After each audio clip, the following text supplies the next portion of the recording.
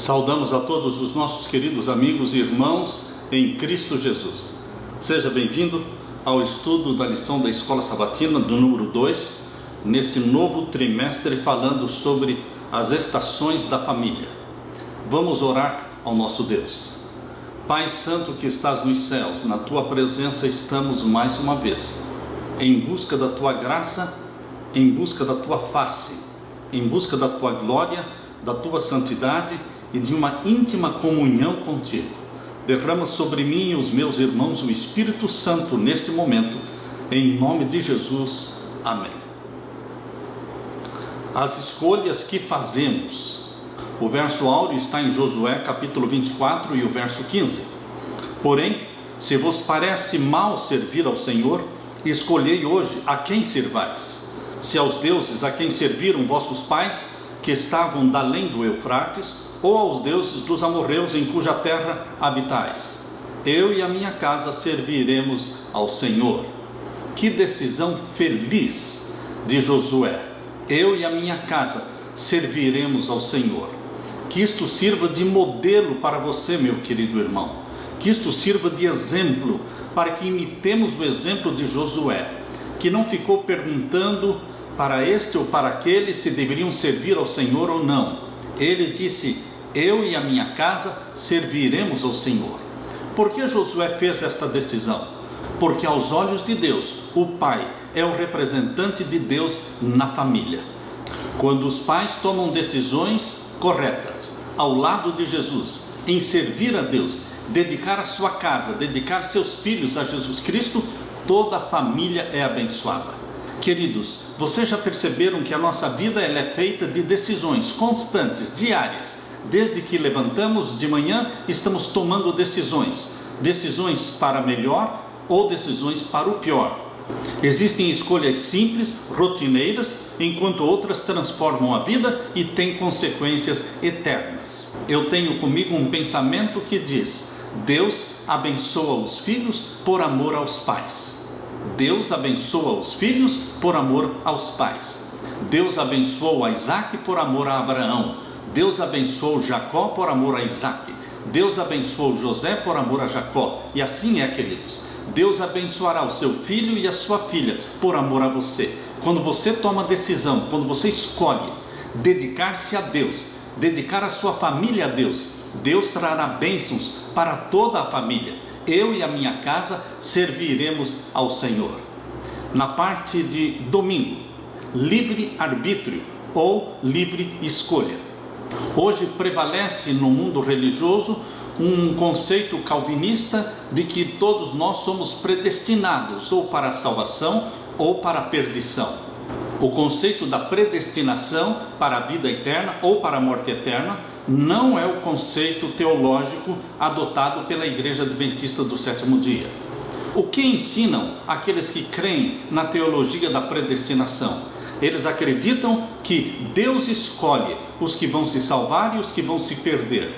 E aqueles que vão se perder não podem se salvar, mesmo que escolham se salvar. Mesmo que façam todo o esforço possível, eles não vão se salvar, porque Deus os predestinou para a perdição. Enquanto que aqueles que Deus escolheu para se salvarem, não importa o que façam, eles estarão salvos. Queridos, vocês já perceberam quão incoerente é este conceito de predestinação quando nós estudamos a palavra de Deus? Porque na Bíblia nós lemos em João capítulo 3 e o verso 16, ali diz: porque Deus amou o mundo de tal maneira que deu o seu Filho unigênito, para que todo aquele que nele crê não pereça, mas tenha vida eterna. É impossível Deus falar para alguém que crê piamente em Jesus Cristo como Salvador e que se submete a Jesus Cristo, é impossível que Deus diga: não, você não pode se salvar, porque eu já escolhi você para a perdição. Queridos, Deus deu a liberdade de escolha para os seus filhos, para os anjos, para Adão e Eva, para você e para mim. A Bíblia ensina em Apocalipse capítulo 22, o verso 17. Abra sua Bíblia, Apocalipse capítulo 22 e o verso 17. Aqui nós lemos: e o Espírito e a esposa dizem: vem. Quem é o Espírito? O Espírito Santo. Quem é a esposa?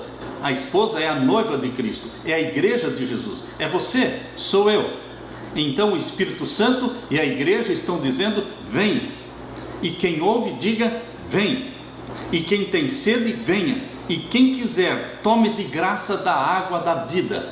Você percebeu? Quem quiser, tome de graça da água da vida. Deus está abrindo a possibilidade para todos os seres humanos se salvarem, para todos os seres humanos beberem da água da vida e serem salvos. Queridos, isto é Bíblia. Este é o conceito teológico de liberdade de escolha. Jesus Cristo morreu por todos, mas você tem a liberdade para escolher aceitar a oferta da salvação de Deus, provida através de Jesus Cristo, e você tem a liberdade para escolher rejeitar a proposta da salvação através de Jesus Cristo. Abra sua Bíblia e vamos ler também Efésios capítulo 1, versos 3 e 4. Aqui nós lemos: Bendito o Deus e Pai de nosso Senhor Jesus Cristo, o qual nos abençoou com todas as bênçãos espirituais nos lugares celestiais em Cristo, como também nos elegeu nele. Deus, o Pai, nos elegeu em Cristo, antes da fundação do mundo, porque antes de Deus criar Adão e Eva, Satanás já tinha sido expulso do céu, já teria ocorrido o pecado no céu. Portanto, queridos, quando o planeta Terra foi criado, e Deus em 6 dias fez todas as coisas, e no 6º dia criou Adão e Eva, Deus colocou no jardim do Éden já a árvore da ciência do bem e do mal, mostrando para Adão e Eva que o pecado já existia e que Satanás já tinha sido expulso do céu, e que ele, Adão e Eva, seriam tentados por Satanás justamente na árvore da ciência do bem e do mal. Por isso, queridos, o plano da salvação já existia antes da criação de Adão e Eva. Por isso aqui em Efésios capítulo 1 e o verso 4 diz: como também nos elegeu. Deus o Pai nos elegeu em Cristo antes da fundação do mundo. Está claro isso? Está muito claro. Para que fôssemos santos e irrepreensíveis diante dele em amor. Fomos escolhidos por Deus para a salvação.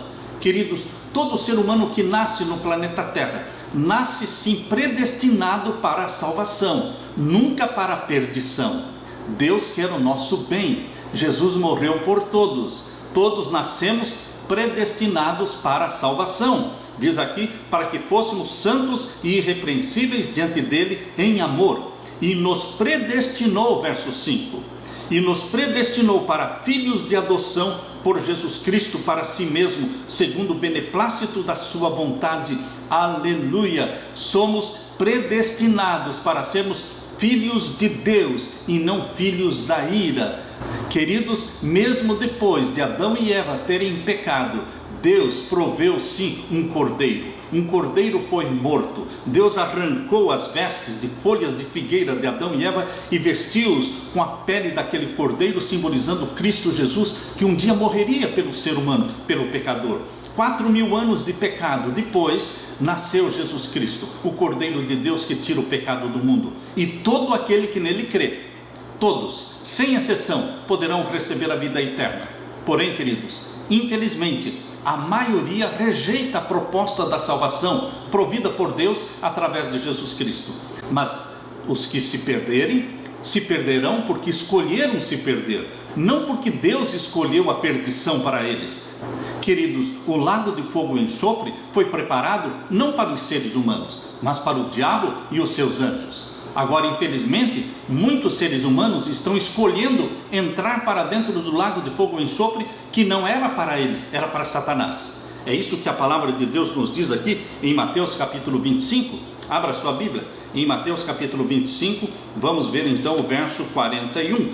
Mateus capítulo 25 e o verso 41. Então dirá também aos que estiverem à sua esquerda: apartai-vos de mim, malditos, para o fogo eterno, preparado para o diabo e os seus anjos. Está claro, meu querido irmão? O lago de fogo e enxofre foi preparado para o diabo e os seus anjos, seus demônios. Não para você, não para mim. Mas então, por que tantas pessoas vão se perder? Porque elas escolheram rejeitar a proposta da salvação em Jesus Cristo. Elas escolheram não ir para o céu. Não foi Deus quem fechou as portas para elas. Elas disseram: nós não queremos o céu, nós não queremos Jesus Cristo.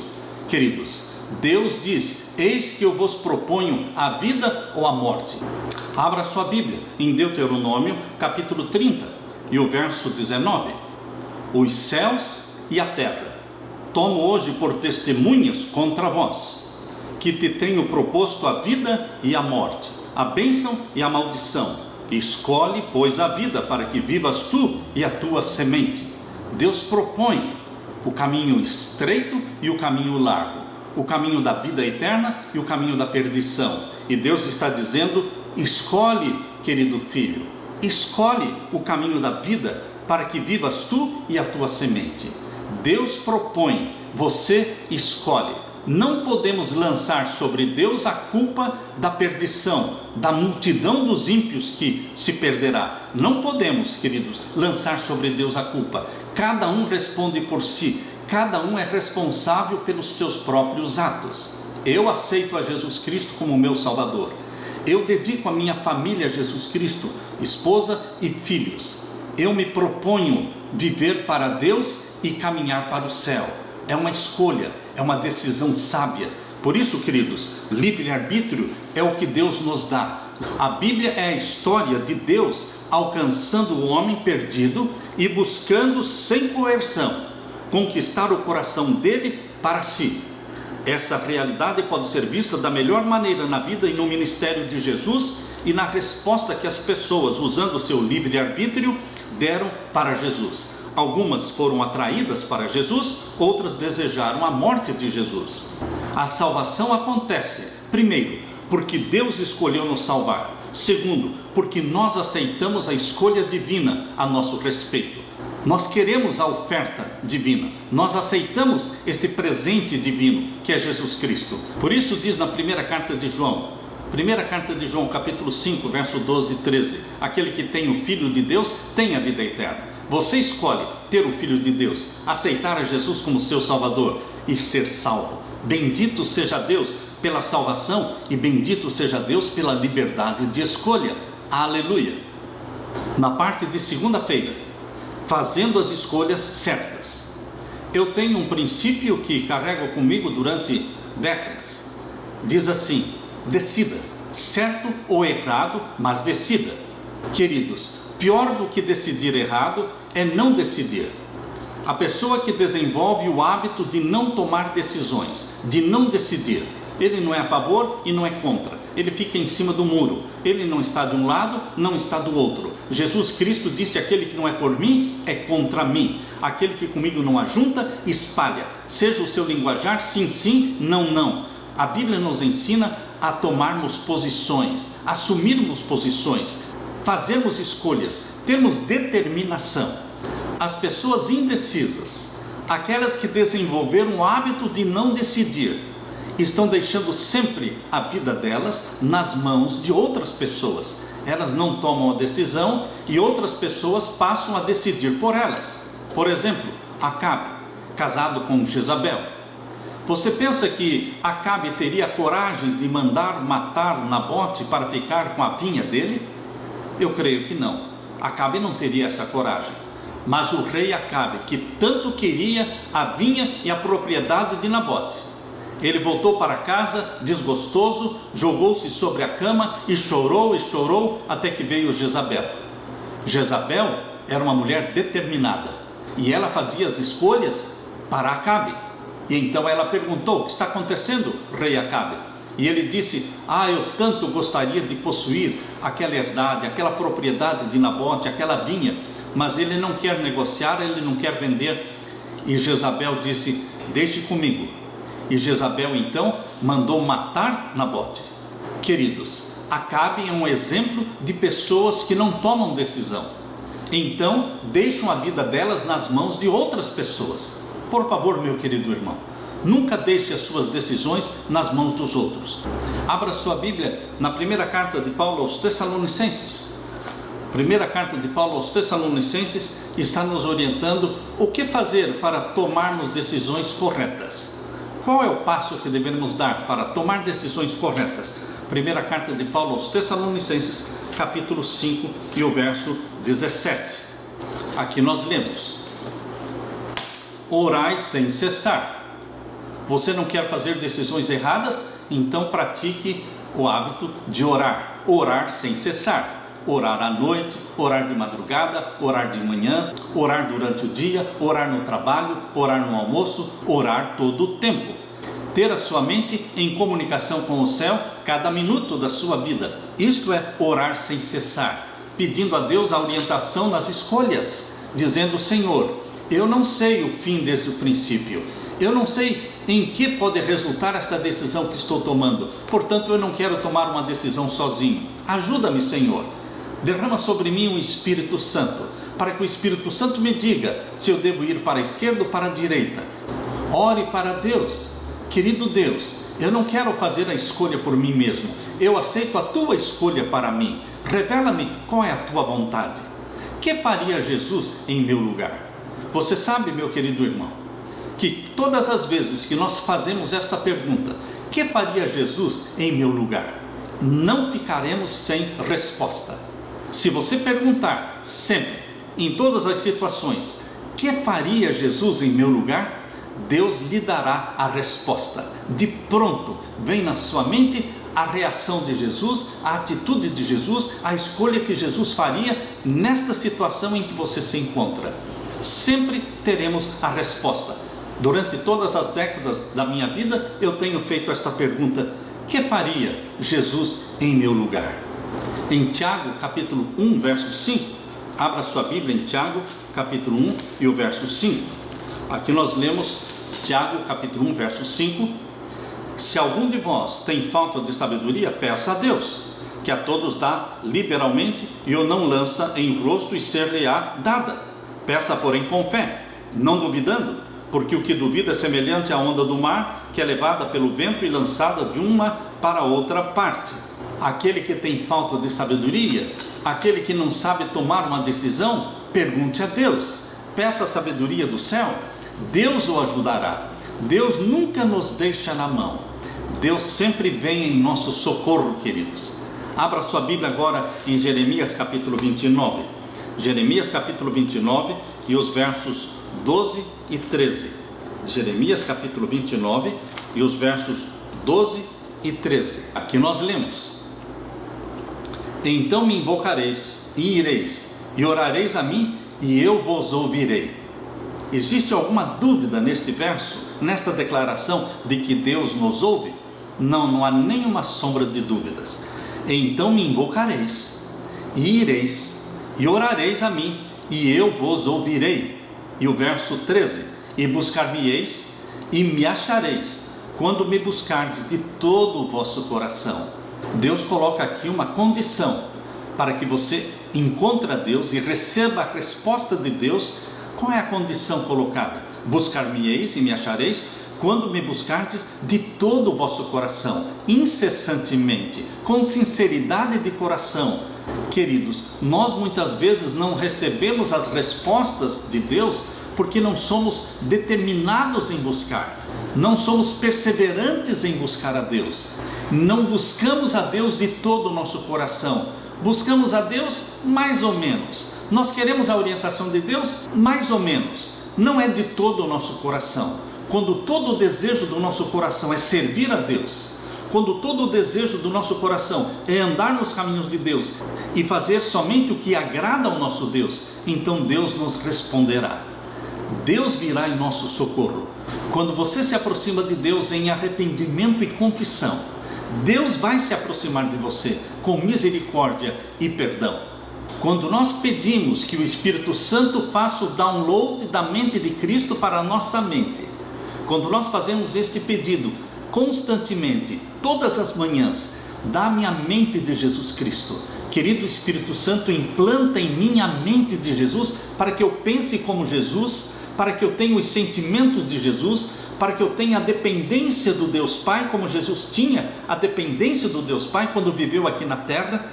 Dá-me a mente de Jesus, dá-me o caráter de Jesus, dá-me o temperamento de Jesus. Queridos, quando nós fazemos este pedido, o Espírito Santo vai implantando a mente de Jesus na sua vida, e você começa a ser dependente de Deus cada vez mais e mais. assim como Jesus era dependente do Pai. E você começa a ter discernimento, o discernimento de Jesus, ao fazer escolhas. Porque Jesus Cristo era 100% dependente do Deus Pai, durante todos os 33 anos que viveu na terra. Ele é o nosso exemplo. Jesus pousa para ser reproduzido em cada um dos seus discípulos. Deus quer que nós sejamos homens e mulheres de decisões, determinados para fazer o bem, determinados em ganhar o céu. Que o céu não saia da sua mente, meu querido irmão. Na parte de terça-feira, escolhendo amigos. Nós todos sabemos que parentes nós não escolhemos, mas o nosso nascimento nesta família ou naquela família fez com que nós tivéssemos um círculo grande de parentes, não por escolha, mas os amigos somos nós que escolhemos. Eu costumo dizer que amigo é um presente que você escolhe dar para si mesmo.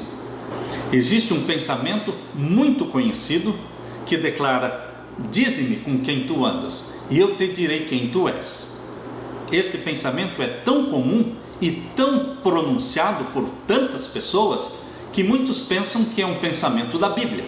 Não, queridos, este pensamento não é da Bíblia. Dize-me com quem tu andas e te direi quem tu és. Mas mesmo não sendo da Bíblia, é um pensamento verdadeiro. Por quê? Porque os amigos que nós temos, não os parentes que nós temos, mas os amigos que nós temos, refletem sim quem nós somos. Quem nós somos. Por quê? Porque nós escolhemos amigos que tenham afinidades conosco. Nós temos amigos que gostam das mesmas coisas que nós gostamos. Nós temos amigos com quem passamos tempo e tempo em conversa, em passeios, em diálogo, em visitação um ao outro. Queridos, os amigos sim, eles revelam quem nós somos. Abra sua Bíblia em Provérbios 18, verso 24. Provérbios 18 e o verso 24. Aqui nós lemos: o homem que tem muitos amigos pode congratular-se, mas há amigo mais chegado do que um irmão. Queridos, amigo verdadeiro é raridade, assim como os diamantes são raros. Se você encontrasse uma rua cheia de diamantes, você logicamente diria: não, estes diamantes não são verdadeiros. Queridos, quando a vida de uma pessoa está repleta de amigos, provavelmente não sejam amigos verdadeiros, porque os amigos verdadeiros, eles não são abundantes. São poucos os amigos de verdade. O primeiro passo para termos amigos é sermos amigos. Um rei não possuía amigos, enquanto que um homem pobre no seu reino tinha vários amigos. E então ele pediu para que alguém fizesse uma pesquisa para descobrir por que ele, o rei, não tinha tantos amigos e o homem pobre tinha. E então a resposta que trouxeram para o rei foi esta: aquele homem pobre tem muitos amigos porque ele é amigo. E o que é ser amigo? Amigo é se sacrificar pelos outros. Amigo é tomar tempo para estar com os outros. Amigo é servir aos outros. Existe um provérbio gaúcho que diz assim: amigo que não serve, faca que não corta, que se percam, pouco importa. Realmente, queridos, um amigo que não serve, ou uma faca que não corta, para que serve? Para nada. Lembre-se que amigos existem para servir, se sacrificar a favor dos outros. Existem muitos amigos que são como andorinhas, presentes no verão e ausentes no inverno. Existem muitos amigos que são como formigas. Quando o celeiro está cheio, abarrotado, elas estão lá, as formigas. Mas quando os celeiros estão vazios, elas desaparecem. Existem amigos que só aparecem na sua vida por interesse. No tempo em que você está bem, no tempo em que você está rico, mas quando você fica pobre, ou quando você está em necessidade, eles somem. Queridos, amigo de verdade é um amigo que serve. Não tem hora, não existe o não posso te atender agora, volte depois. É incontestável o fato de que os nossos amigos gostam das coisas que nós gostamos, possuímos afinidades. Existe um pensamento que diz que os semelhantes se atraem. Por exemplo, porque eu gosto e amo as profecias, existem muitas pessoas que têm afinidades comigo, porque elas também amam as profecias. Da mesma forma, queridos, porque eu amo a reforma da saúde, porque eu pratico as leis da saúde, existem muitos amigos que possuem esta afinidade conosco. Por isso, queridos, os semelhantes se atraem. Aqueles que querem o céu a qualquer custo, elas têm afinidades com outras pessoas que já também se desencantaram com este mundo e só estão sonhando com o céu e desejam o céu a qualquer custo. O exemplo clássico de amizade que a Bíblia nos traz é o exemplo de Jonatas e Davi. Medite um pouquinho por que Jonatas e Davi se tornaram tão amigos. Abra sua Bíblia no primeiro livro de Samuel, capítulo 18. O primeiro livro de Samuel, capítulo 18, o verso 1. Aqui nós lemos, primeiro livro de Samuel, capítulo 18 e o verso 1 em diante. Sucedeu que, acabando ele de falar com Saul, a alma de Jonatas se ligou com a alma de Davi, e Jonatas o amou como a sua própria alma. E Saul naquele dia o tomou e não lhe permitiu que tornasse para a casa de seu pai, falando de Davi. E agora o verso 3. E Jonatas e Davi fizeram aliança, porque Jonatas o amava como a sua própria alma. Verso 4. E Jonatas se despojou da capa que trazia sobre si e a deu a Davi, como também os seus vestidos, até a sua espada e o seu arco e o seu cinto. Queridos, a amizade de Davi e de Jonatas se tornou uma amizade tão íntima, tão forte. Por quê? Porque Jonatas se doou. A Bíblia está dizendo que Jonatas despojou-se da sua capa e deu para Davi. Deu para Davi também os seus vestidos, e deu também a sua espada, e o seu arco, e o seu cinto. Quando Jonatas percebeu que Deus tinha escolhido Davi para ser o sucessor de Saul, o seu pai, Jonatas não ficou com inveja, não ficou revoltado, não ficou com ciúmes, mas Jonatas falou para Davi: você será o primeiro, e eu serei o segundo. Queridos, quem é a pessoa que em sã consciência, sabendo ser o herdeiro do pai para ser rei de Israel, quem seria a pessoa de sã consciência que entregaria o reino, que entregaria o trono para um outro amigo? Foi o que Jonatas fez. Entregou o trono para Davi, mas não somente o trono, entregou sua capa, seu vestido, sua espada, seu arco, seu cinto. Em outras palavras, queridos, a amizade só existe quando de um lado e de outro lado existe sacrifício, de se doar. Outro princípio mencionado aqui no primeiro livro de Samuel, agora no capítulo 19, menciona que a amizade verdadeira faz com que um amigo proteja outro amigo. Leia o que está no primeiro livro de Samuel, capítulo 19 e o verso 2. E Jonatas anunciou a Davi, dizendo: meu pai Saul procura matar-te, pelo que agora guarda-te pela manhã e fica-te em oculto e esconde-te.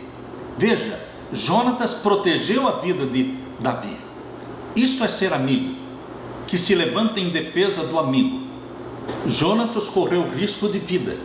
Saul, seu pai, tentou matá-lo, porque percebeu que Jonatas estava protegendo a vida de Davi. Queridos, os amigos se protegem, os amigos falam bem um do outro, se edificam mutuamente, mas os verdadeiros amigos também nos repreendem em particular, não na presença das pessoas, nos aconselham, nos advertem. Uma vez eu li um pensamento que dizia assim: quando eu fico pobre, eu conheço os meus amigos. Quando eu fico rico, meus amigos me conhecem. Está claro isso, irmãos? Na pobreza, você descobre quem são os seus amigos de verdade. Porém, quando você está rico, quando você está abastado, como aconteceu com Salomão, os seus amigos descobrem quem é você de fato. Há pessoas que não conseguem desenvolver amizades. Por quê? Porque são egoístas, são negativas, são melancólicas, são desagradáveis. Este tipo de pessoa afasta, repele os outros. A serva de Deus, Ellen White, ela diz assim: mesmo os melhores de nós possuem esses traços desagradáveis, E ao escolher amigos, devemos selecionar aqueles que não se afastarão de nós quando souberem que não somos perfeitos. É preciso haver paciência mútua. Devemos amar e respeitar uns aos outros, apesar das falhas e imperfeições que não podemos deixar de ver, pois esse é o Espírito de Cristo. A humildade e a desconfiança de si mesmo devem ser cultivadas. Vou repetir: a humildade e a desconfiança de si mesmo. Está percebendo, queridos? Que nós não deveremos desenvolver a desconfiança dos outros, mas a desconfiança de nós mesmos. A humildade e a desconfiança de si mesmo devem ser cultivadas. E também uma paciente ternura com os defeitos dos outros. Sermos tolerantes com os defeitos dos outros. Se você tem tolerância zero com os defeitos dos outros, você vai ficar sem amigos. Não, queridos. Tolerância zero você pode usar para si mesmo, mas para com os outros você não pode ser tolerância zero. Por isso a serva de Deus está dizendo também ter uma paciente ternura com os defeitos dos outros. Isso destruirá todo o egoísmo mesquinho e nos tornará compassivos e generosos. Ellen White escreveu em Ministério Pastoral, página 95. É muito fácil amar pessoas amáveis, pessoas tolerantes. O cristão amável e que sabe amar é o mais poderoso argumento a favor do cristianismo. Aleluia! Na parte de quarta-feira, escolhendo o cônjuge, eu diria que quem escolheu a minha esposa, a Leila, foi Deus. Eu tinha apenas 16 anos de idade, quando fui estudar a 8ª série, e dentro da minha classe, na 8ª série, Deus colocou a Leila, sentada bem na minha frente. Foi Ele quem escolheu a minha esposa. Mas por que Deus escolheu a minha esposa? Porque a minha mãe já estava orando por alguém. Quando eu nasci, minha mãe me dedicou a Deus para ser pastor, me entregou para pertencer ao ministério de Deus. Por isso, queridos, Deus ouviu as orações da minha mãe, providenciando uma pastora sentada bem na minha frente, com 16 anos de idade, ela e eu. Mas eu poderia ter dito não, eu poderia ter rejeitado a proposta e o presente de Deus para mim, mas eu aceitei. Queridos, quando vocês permitem que Deus faça a escolha, quando você diz assim: querido Deus, eu não sei escolher, então o Senhor escolhe para mim, faça a sua escolha e ajuda-me, Pai, para que eu possa aceitar a escolha que o Senhor está fazendo para mim. Queridos, quando nós somos submissos a Deus e pedimos que Ele dirija a nossa vida, e pedimos que Ele dirija as nossas escolhas e decisões, Ele o fará, de verdade. Por isso, eu creio que a escolha de um cônjuge não é somente uma escolha pessoal sua, mas é uma escolha que deve envolver os pais devem estar envolvidos na escolha do cônjuge, do marido ou da esposa, assim como Abraão se envolveu na escolha da esposa para Isaac. Isaac poderia ter dito não, mas Isaac escolheu aceitar o envolvimento do seu pai Abraão na escolha da sua esposa. Eu não diria que você deveria deixar que os seus pais escolhessem a sua esposa. Não é esse o ponto. O ponto que eu quero destacar é que os pais deverão estar envolvidos na escolha, devem ser ouvidos, devem ser consultados. Foi assim com a minha filha, foi assim com o meu filho. A minha filha, Evelyn, ela disse: pai, eu quero que o senhor me ajude na escolha. E eu ajudei. Quando o Haroldo, o esposo da minha filha, um dia chegou para mim num acampamento de jovens lá em Boston, nos Estados Unidos, e ele se aproximou de mim no acampamento e disse: pastor, o senhor conhece alguma moça boa para se casar? Eu disse: sim, eu conheço. E ele perguntou: quem é? Eu disse: a minha filha. Naquele mesmo sábado eles começaram a namorar. Queridos, eu me envolvi inteiramente na escolha, mas mesmo assim não fui eu quem escolhi o marido para minha filha. Foi ela quem aceitou, foi ela que desenvolveu o namoro, foi ela que fez a escolha. Queridos, nós pais, nós ajudamos na escolha, nós oramos pelas escolhas, mas a decisão pertence aos filhos. Em Provérbios capítulo 18 e o verso 22, aqui nós lemos: O que acha uma mulher, acha uma coisa boa, e alcançou a benevolência do Senhor. Achar uma esposa segundo o coração de Deus, isto se chama benevolência do Senhor, a bênção do Senhor. Eu, pela graça de Deus, obtive esta bênção. Deus colocou a Leila na minha vida e eu sei que foi Deus quem a colocou. Ela tem sido, ao longo destes 46 anos juntos, um anjo de Deus na minha vida. Queridos, problemas todos nós enfrentamos, lutas todos os casais enfrentam, porque não existe um casamento perfeito, mas existem, pela graça de Deus, bons casamentos, quando a esposa e o marido buscam a vontade de Deus, buscam a bênção do Senhor. Aquele que acha uma mulher, acha uma coisa boa, e alcançou a benevolência do Senhor. E aqui no capítulo 19 de Provérbios, do verso 14: a casa e a fazenda são a herança dos pais, mas do Senhor vem a mulher prudente. Só do Senhor vem a mulher prudente, a mulher sábia, que não ama a preguiça, que não come o pão da preguiça, diz aqui em Provérbios 31. Veja aí o capítulo 31 de Provérbios 31, aqui nós lemos no verso 27. Olha pelo governo da sua casa e não come o pão da preguiça. Uma mulher ativa, uma mulher zelosa, uma mulher que fala bem do marido diante dos outros.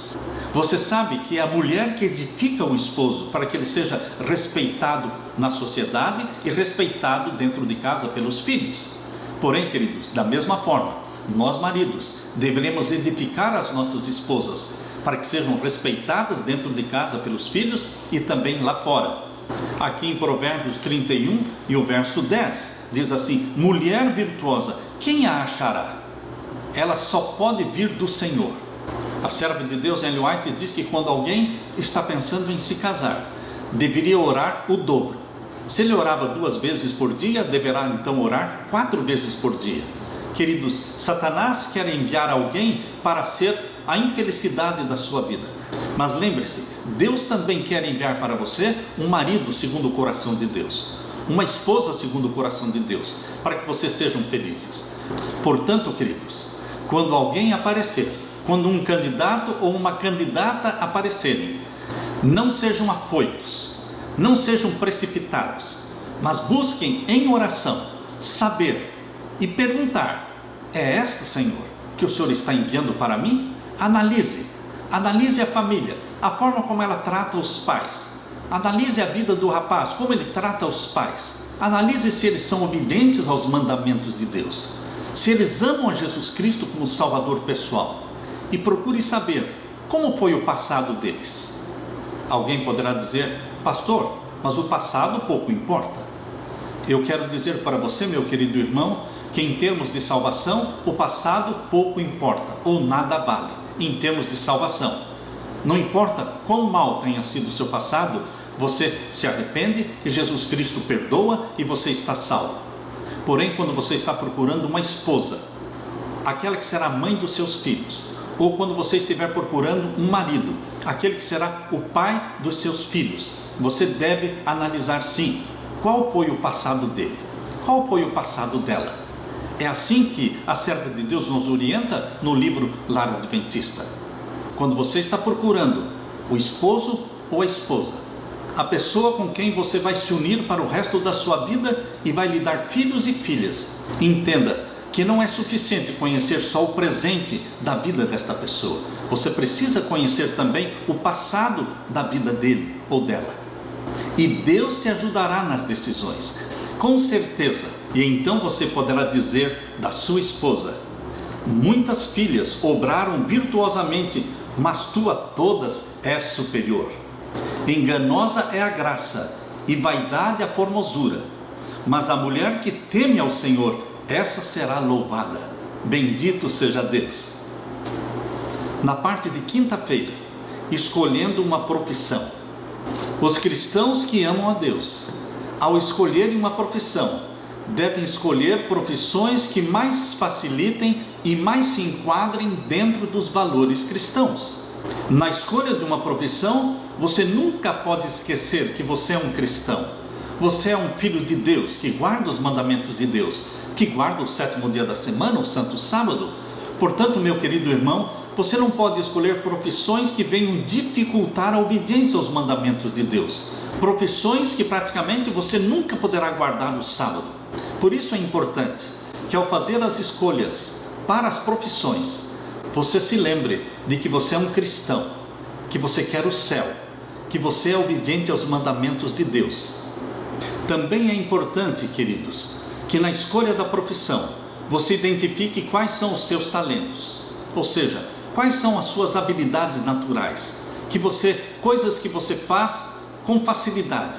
Outro ponto que também deve ser levado em conta: pesquise sobre os cursos que você quer fazer, converse com pessoas que já são profissionais nesta área, procure se inteirar como é o curso. Um terceiro ponto é: converse com a sua família, com o seu pai, com a sua mãe. Eles também não decidem qual é a sua profissão, assim também como não decidem quem é o seu cônjuge, mas a consulta é benéfica. Queridos, consulte sua família sobre sua ideia, sobre suas preferências. A família tem um papel fundamental na escolha da profissão dos filhos. Um outro fator importante: converse com profissionais da área, para que você não entre para um curso, para uma profissão, enganado, sem saber o que ela significa e quais são as características cobradas do profissional, e também qual é a faixa salarial. E também qual é o mercado de trabalho para esta profissão? Quais as dificuldades que esta profissão oferece? E tenha em mente, a escolha de uma profissão não é uma decisão para a vida toda, obrigatoriamente. Por quê? Se você sentir que está há 1 ano ou 2 anos num curso, mas que não é exatamente aquilo que você desejava, você deve tomar a decisão de parar e escolher uma outra profissão. Não permaneça num curso, numa profissão que não lhe agrada. Estudos têm demonstrado que pessoas que geralmente não seguem seus talentos naturais, suas habilidades naturais, talvez por pressão da família ou talvez por pressão do mercado de trabalho, estas pessoas passam por 2, 3 cursos até que finalmente chegam no curso ideal. Não escolha uma profissão só por causa das vantagens financeiras. A Bíblia diz, na primeira carta de Timóteo, capítulo 6, verso 10: o amor do dinheiro é a raiz de todos os males, e alguns nessa cobiça se desviaram da fé, e a si mesmos se atormentaram com muitas dores. Nem mesmo Salomão conseguiu administrar a riqueza. A riqueza muitas vezes é mais provação do que bênção. Quando você estiver ganhando muito dinheiro, não fique dizendo: Deus está me abençoando, me abençoando. Eu aconselharia a falar: Deus está me provando, porque quanto mais dinheiro Deus permitir que venha para suas mãos, maior é a prova. Queridos, lembre-se que Salomão, quando pobre, permaneceu fiel a Deus, mas quando rico, esbanjou, se afastou de Deus, porque o dinheiro facilmente sai da posição de servo para a posição de senhor. Se você usar o dinheiro para a honra e glória de Deus, como Abraão usou, como Nicodemos usou, como José Bates usou, usaram o dinheiro para o avanço da causa de Deus. Mas, queridos, muitos se deixam ser escravos do dinheiro, permitindo que o dinheiro se torne o senhor da vida deles. Quantas crianças e quantas esposas teriam preferido uma vida mais simples, mais humilde, mas com a presença do pai? Uma família onde o pai e a mãe têm tempo para estar com os filhos, para os cultos da manhã, para os cultos da noite. Desde a criação, Deus planejou que o trabalho fizesse parte da vida humana, conforme está em Gênesis 2:15. O perigo é quando fazemos do trabalho o centro da nossa vida. Quantas pessoas, no fim da vida, lamentam não ter passado mais tempo com a família, mais tempo com os filhos. Deus te abençoe, meu querido irmão, nas escolhas a serem feitas. Escolha ser dependente de Deus, assim como Jesus escolheu ser dependente do Pai. Permita que o Espírito Santo o guie, o oriente em todas as decisões, em todas as escolhas. Deixo com você a decisão de Josué, que disse: eu e a minha casa serviremos ao Senhor. Fique com a paz de Jesus, é a minha oração. Amém.